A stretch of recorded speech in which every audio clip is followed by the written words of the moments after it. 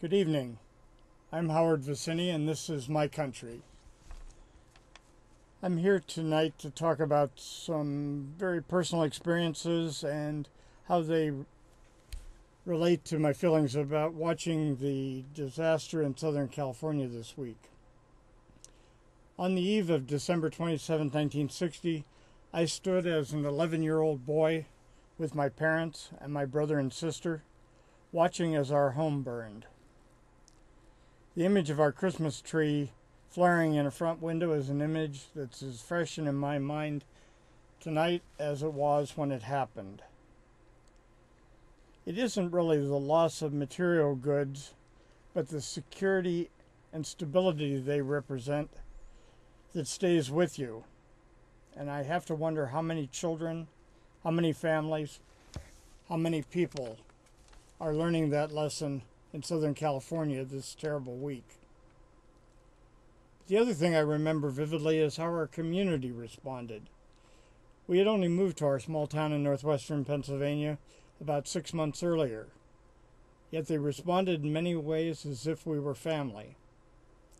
And I'm here tonight with Mike Taheny of the American Red Cross to talk about ways we can reach out to the victims of this tragedy like family, like we hope that they will respond when we find ourselves in need of help and hope. Mike, welcome. Thank you for inviting us. I'm very pleased to be here, and I would love to answer any questions you have about the Red Cross effort and what our needs are and what the people have been stepping up to. Yeah, well, let's start with what the immediate needs are. I mean, the fires are still burning. Well, right now, there's many needs. The American Red Cross Bay Area has sent down a number of volunteers and equipment. We have 66 disaster service workers that are currently deployed, and I think more are lining up to be deployed to help in the shelters and in the operations. We've sent a number of emergency response vehicles, equipment down there to run and operate the shelters, as well as to provide help for damage assessment and things like that. On the blood services side, there is a large need for blood donations, simply because in response to burns and things like that, there will be a large need for blood. In the Southern California, San Diego area, they've canceled all their normal blood drives because of the disaster, so they're not generating the normal number of blood donors that they would be getting, and there's an increased need for people that may be injured by the fire and related incidents. So blood donations throughout the state will help replenish the supplies and provide those for those in need. The American Red Cross is not equipped to take donations of, I'll call it gifts in kind, but what really helps the victims is if people donate to the disaster relief fund. What then happens is that's converted into vouchers or ATM type cards that the victims of the disasters can go and purchase their specific needs, whether it's food or clothing or shelter, and those are assessed by the social workers that are down there, and they interview each and every family or individual who's been displaced and determine what kind of aid they can give them. The goal is to get people back to normal, or as close to normal as possible, into their homes.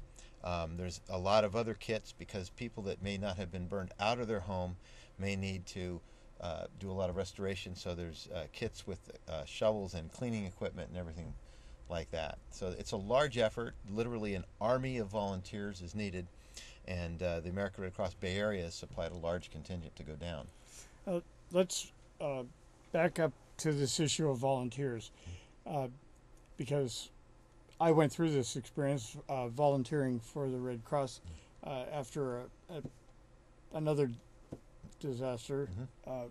I understand that people who are volunteering at this moment, if they're a new volunteer, have some steps to go through. They shouldn't expect to volunteer and be deployed immediately. Actually, there is a process everybody who is a Red Cross volunteer has to go through a screening process, and basically we are interviewed and checked out so that if a person is in a shelter, they know that the Red Cross volunteer working with them in that shelter is someone who has passed a background check and is certified, just like a teacher working with your kids needs to be certified to be able to be in that position. So all Red Cross volunteers who are deployed go through that, as well as through training in how to deal with the specific jobs that they will be doing. And there's a number of training courses. People that signed up today could expect to go through a orientation program, training, and a background check before they would be, I'll say, prepared to be involved. But moments like this in time do point out the need for volunteers, and so even if somebody doesn't get deployed to Southern California, this is a very important step for future preparation. Actually, it's an ongoing effort. We are currently involved in training many people to do, for example, Red Cross shelter operations. We have a call center in Oakland that is dealing with the victims of this disaster, the people that are in Southern California.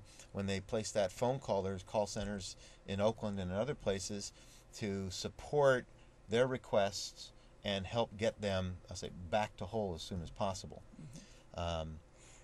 You were talking about something that gave me a piece of information I was unfamiliar with just before we went on the air, about a place where people who have been impacted by this disaster can post their information for their families. Why don't you give bringing families back together after a disaster, or letting family and loved ones know, is an important part. In fact, I'm going to need to read the phone number so I don't get it wrong.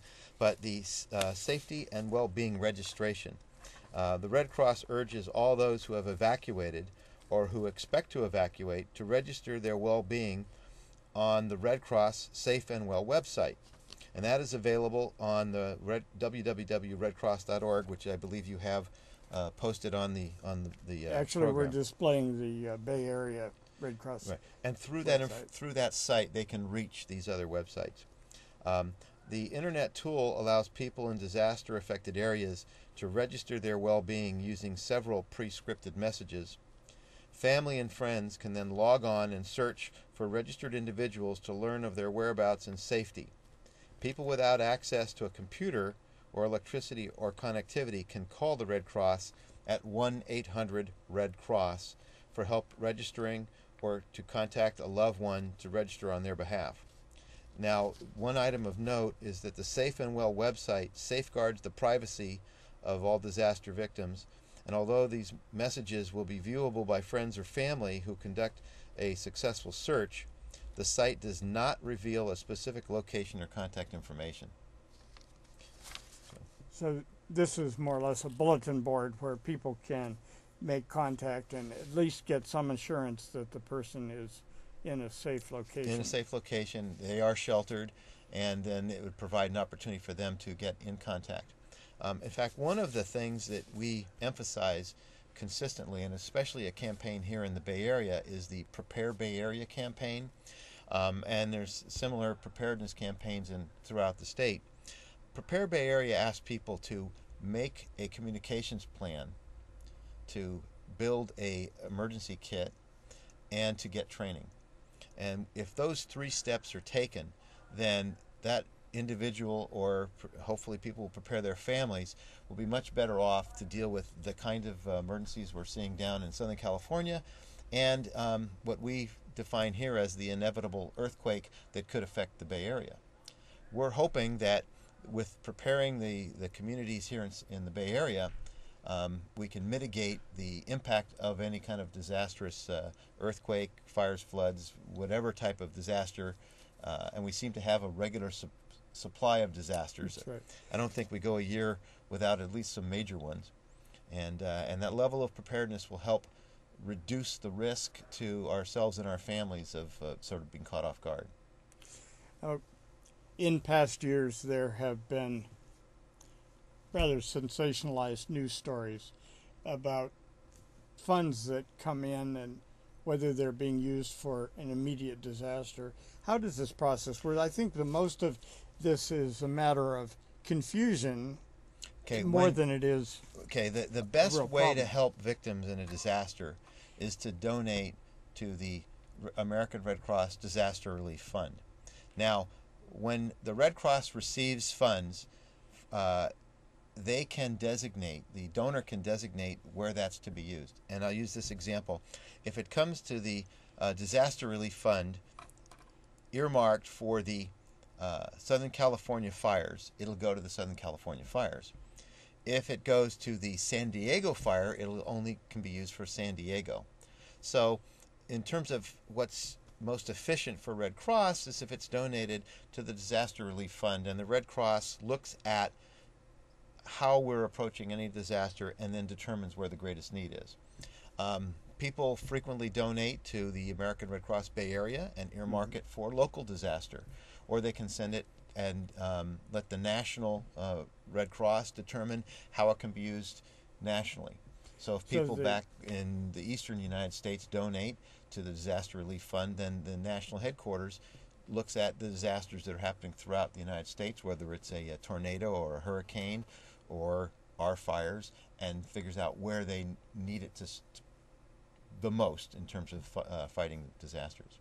So for people who have concerns that the money be used specifically for Southern California, they can earmark that. They can earmark it. But the suggestion I think you're making is that the more flexibility you give the Red Cross, the more latitude it gives the Red Cross to respond. That's true. I mean, we don't know that tonight or tomorrow there won't be Northern California fires, right, that there won't be other issues. So by the Red Cross having the flexibility to respond to disasters with the greatest amount of flexibility, it supports the Red Cross mission. Well, from a personal standpoint, I'd like to give the viewers a little bit about my experience of volunteering.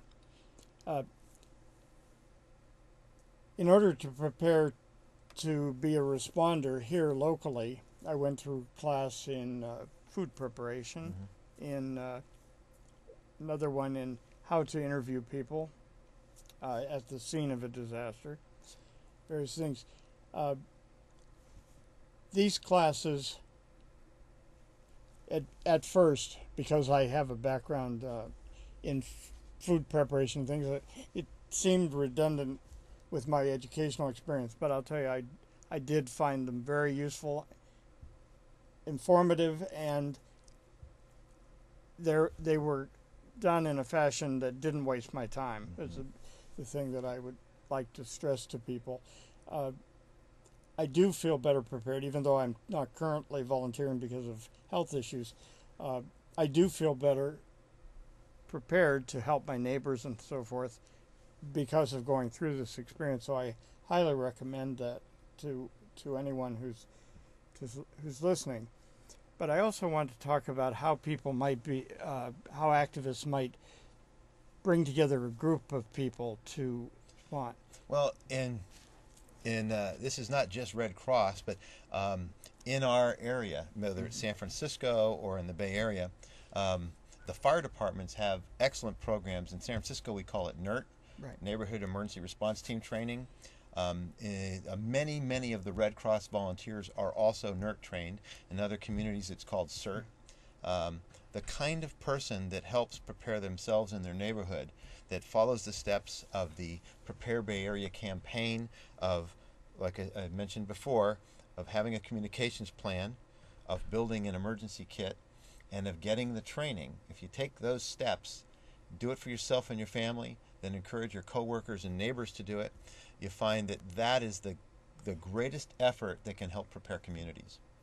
Yes, and for people who live in San Francisco in an apartment building, this can be self-serving as well, because if you help your neighbors in your building prepare, whether it's knowing where to turn off the gas in an emergency or whatever, as you're helping that community effort, you're helping ensure your own survivability in the event of a disaster. Many of my neighbors and friends know that I'm prepared. I take all the steps. I take it very personally. I've been doing it since my daughters, who are all now grown. I'm a grandfather, but since they were young, and they used to say, "Well, I'll just come over to your place," and I took that as, now it's time for me to take every person who would say, "I'll just come over to your place," and help them be prepared so they can take care of themselves and their family. Mm-hmm. They don't need to go somewhere else. That's right. If any of our viewers are involved in some effort toward the relief in Southern California that you would like to let other people know about, please use the phone number on the screen to call in. We'd be happy to take your call in the last few minutes we have here. I also want to suggest for church groups or other community groups that might want to help, that I think one important thing is to not just decide to do something without identifying a specific need that you're trying to tackle. There's nothing worse than wasted good intentions. If your church group, for example, wants to sponsor a family who might have been burned out and lost all of their belongings, if they want to help with that, I would suggest contacting a pastor in the San Diego area or in Los Angeles area. Find some local person you can use as an intermediary to help you to identify the need before you begin your work. Now, let's talk about... One thing I'm just going to mention, that, and this is typical of disasters like this, this week and in the near future, it will be high on everybody's radar because it's on TV. But the real impact when the fires are out, there's still going to be the thousands of people displaced, the thousands of homes destroyed. Some people were prepared, had insurance. There'll be others that do not. So the longer term effort to help with the recovery will be very important. And so, as you mentioned, people should look at the long-term impact, just like when we responded to Hurricanes Katrina and Rita and the victims of those hurricanes. We're still providing support to people that were impacted. So this will be a long-term. And the way I look at it is, here in the Bay Area, we know that eventually or inevitably we may experience a major earthquake or another disaster. What we do today to help others will come back to help us in the future. So it's kind of do for others because they will hopefully do for you, do for us in the future. I think that I don't think that there's any way to adequately express how much it meant to my family and to me as a child when our community in Pennsylvania responded to, we have a phone call. Hello, good evening. Yeah, could you just tell me what the Red Cross is doing in the schools? I know there's some Red Cross clubs for high schools and things like that. Okay, I'll take the call off. Thank you very much for your question. I'm actually past chairman of the Red Cross youth programs, and what the Red Cross does with we have high school clubs, we have youth engaged in service, we have the Youth for Chinatown Elderly, and each of these programs, the students in the clubs determine what type of efforts that they'll put forth. In the past, with the hurricanes and the tsunami and things, the students have launched large fundraising drives to help donate money to the victims. A lot of what the students do on an ongoing basis, they conduct training, they go out and help teach other students preparedness. The high school students teach in the junior highs and the grammar schools to help families take it home through the students in school, the message about preparedness. So we have some dynamic youth, and for a number of years I've watched kids that are sort of growing up in the Red Cross youth programs, and they've done an awful lot to help prepare their organizations and their neighborhoods.